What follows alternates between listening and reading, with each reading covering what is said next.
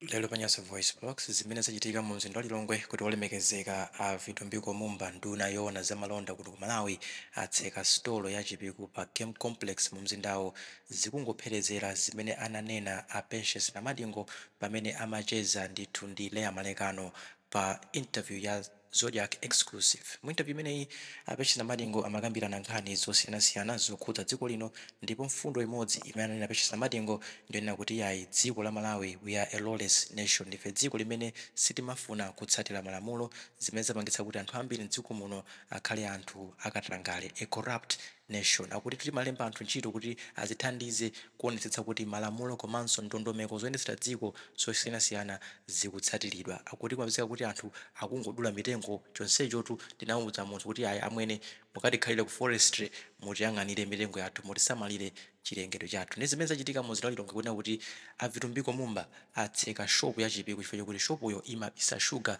zikungoonetseratu kuti this country is truly a lawless nation. Ngati kuli munthu ku Ministry of Trade amene ntchito yake inali kuonetsetsa kuti mastolo sakubisa katundu ndi cholinga chokuti azitigulitsa ifeyo pa mtengo okwera kupatinamiza kuti ayi ndakweza mtengo chifukwa chokuti zinthuzi zikusowa, ndiye kuti wina wake is sleeping on the job, sakugwira ntchito imene ife Malawi tidamuuza kuti azigwira, and that is a form of corruption, that is a form of lawlessness. Ndimvere kuti a Patience Namadingo anati bwanji pa nkhani ya lawlessness, ndiye tikuonetsaninso kaklipi kamene olemekezeka a Vitumbiko Mumba amatseka stolo imeneyi ya Chipiku mu mzinda wa Lilongwe pompano pa Nyasa Voice Box.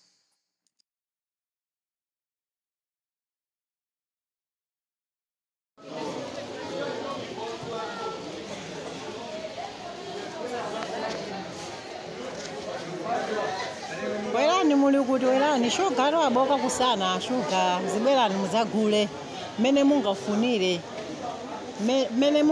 muzagula kuna bwera oyendera Vitumbiko Mumba kuchipiko atseka ndiye kusana kunonso kunabwera atulutsisa shuga amachita kuyang'ana ku stores kuja shuga wambirimbiri mwamlisira dala ndiye atulutsisa pano alesa kutenga mene angafunire kaya utenga 10 kandi bhelo lose uye shuga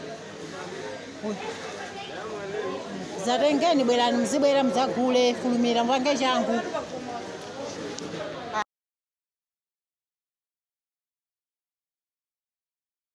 mpira chimodzi. Vuto lina lalikulu limene lili kuno kwathu ndili chapa chizungu amati lawlessness. The level of lawlessness in this country ndiyo dabwitsa kwambiri. Kuno mzaona kuti anthu panopa nyumba zawo amatha kumanga pena paliponse. Kuno kuli Lilongwe muli dera lina mmati Kashigete. Ku Kashigete kwina kwake ndi ku 49 kandi kuti. Kuli kwina kwake anthu unduze ndiwe. Kuliko kwina kwake anthu amakuchita kuti ku Kashigete. Ehe. Ukaona zinthu ngati zimene zozo kumapeza kuti anthu akumanga nyumba ku Blantyre nthawi ya cyclone. Nyumba zinagwa kuphiri kuja anthu kumwalira. Malo ngati amene aja definitely boma linakaniza kuti anthu samamange nyumba umeneyo. Koma there is no enforcement. It's lawlessness. Anthu simungasiye kuti azipanga as they please as long as you have power. Chifukwa ndimezi maonekera kuti anthu okangata masido kuti azipanga zinthuzi cholinga kuti anthu ena akakhale ndi mphamvu. That's not a definition of power. You need to enforce. Anthu akudula mitengo. Kena kuti hey global warming but who has caused it? People. Anthu kunoko ngozolowera. Panopa tukamba pano Leah ku Blantyre sindudziwa Lilongwe kuno kuti situation yanu ili bwanji ya njinga za moto.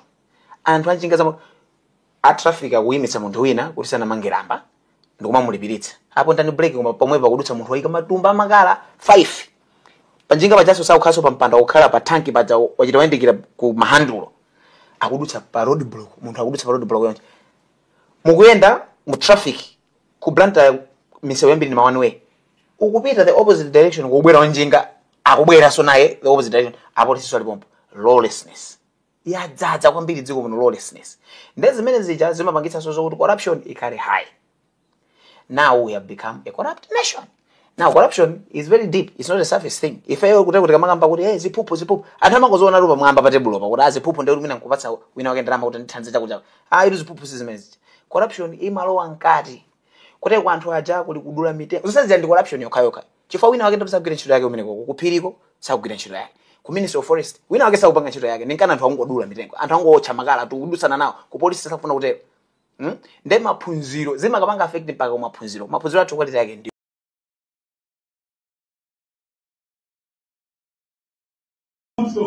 I don't care about that. All right? Don't tell me that. Don't insult my intelligence. Babana, don't insult my intelligence. This is bad. If you are Malawian, let's keep quiet. All right? Okay. I said, just take it. Look. Let's take for the ground. Don't let me think about it. I'm not going to